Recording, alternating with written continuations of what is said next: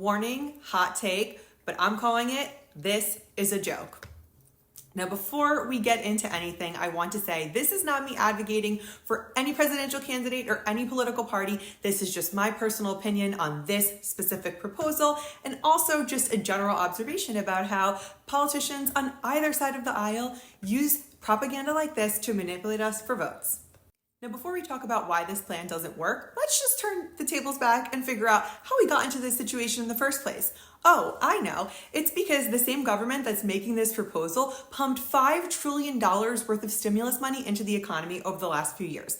Now, we all know people who received stimulus checks that didn't need them. They were working remotely, getting paid fully. Companies who were having their best year in their existence, getting tons and tons of stimulus money.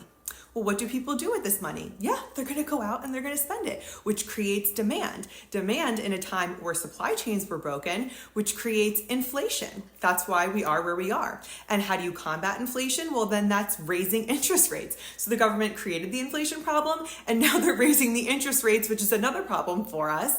And it's all because they dumped all this money into the economy that didn't need to be. So what's the solution? Dump more money into the economy? The math isn't mathing. It's just not mathing. Now that we have some context, let's just play devil's advocate and start playing out this scenario, okay? So first of all, it only applies to people who make $200,000 or less. It's combined household income, right? So in places like Los Angeles or New York, some of the most unaffordable places to live, this is not helping anyone. This doesn't apply to anyone, so it's not changing the landscape at all. And if it is affecting anyone in these particular communities, it's people on the lower end of the income range.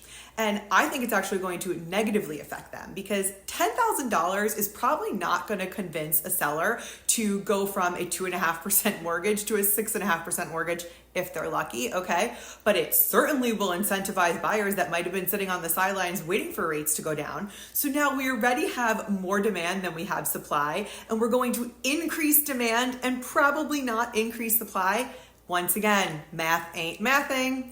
Now, had they maybe only done this for sellers, and instead of giving $10,000 to buyers and $10,000 to sellers, they gave $20,000 to sellers in an effort to bring more supply to the market, maybe this plan would have legs, but that's not the case, right? And let's just remember, this is just a proposal. This is going to be an uphill battle to get this through Congress, so it may or may not ever happen, which brings me back to my original point.